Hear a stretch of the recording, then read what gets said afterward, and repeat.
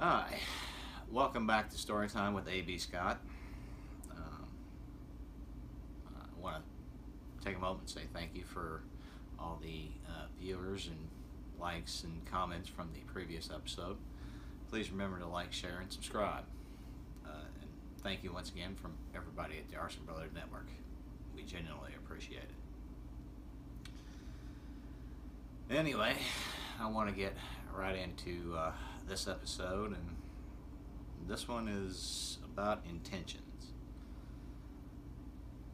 Uh, Intentions have paved the way to hell for me numerous times.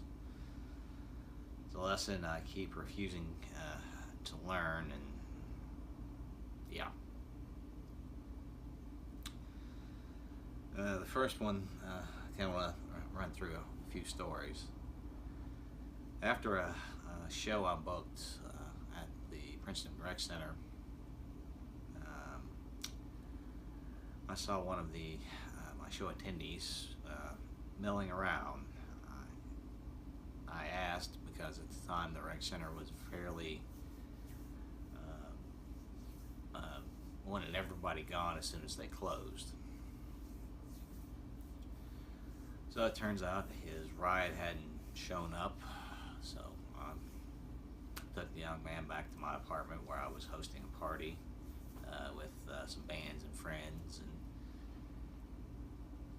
and in doing so, he wound up missing his ride, who showed up to the rec center late.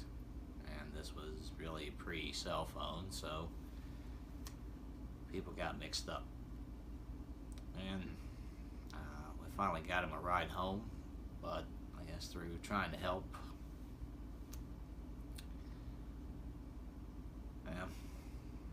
wound up causing pain, worry, and hurt in general.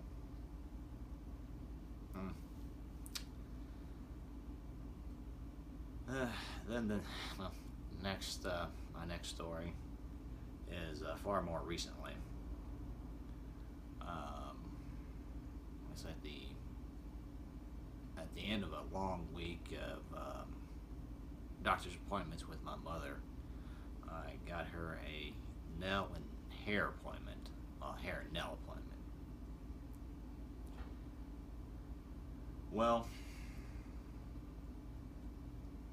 me being a man and her complaining about the other places we've gone, I tried a new place.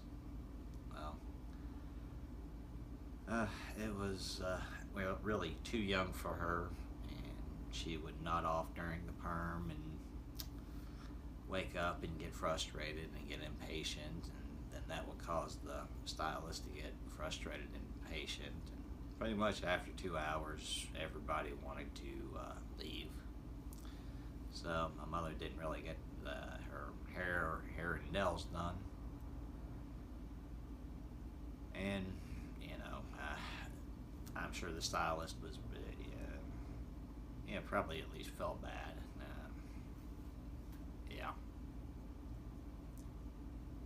But really, I guess my point in all this is that even with the best intentions, we can still end up doing harm, and that's something I've had to question a lot within myself. I've always been Mr. Helpful, grab it and growl, always the first to help. And as I've looked deeper and deeper within myself, I've had to really kind of examine why I've done things, what my intentions were going in. I even moved back to West Virginia with the intention of seeking seeking counseling and treatment for my depression, because my time in the world, outside when I was in grad school in Tennessee, first 2 years was pretty good. Well, first year was awesome.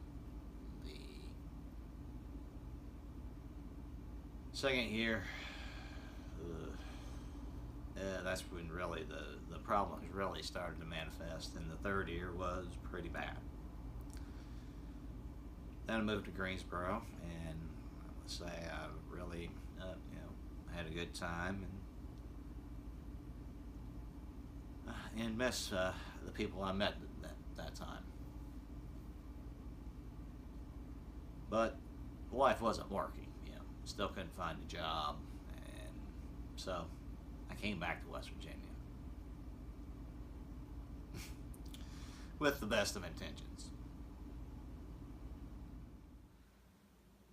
Uh, so I came back to West Virginia, and I proceeded down a downward spiral, which leads me to roughly about 2 years ago. And yeah, it's kind of mind blowing to be where I'm at 2 years from, really in less than 2 years. But the main reason why I got here, and the main, I guess, tool I used was self-reflection, journaling, and getting curious about why I was so helpful. And I always really came to find out and understand that I was helpful to, out of a sense of worthlessness, lack of worthiness.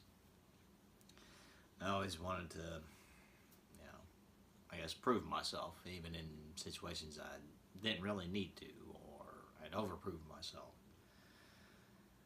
But that really fueled a lot of what I did and how I did it. And that in and of itself caused a lot of pain. And that's something I've had to work hard to correct. One of the biggest I guess lessons I've learned is not to help unless asked for help. And in doing that, I seem to help a lot more.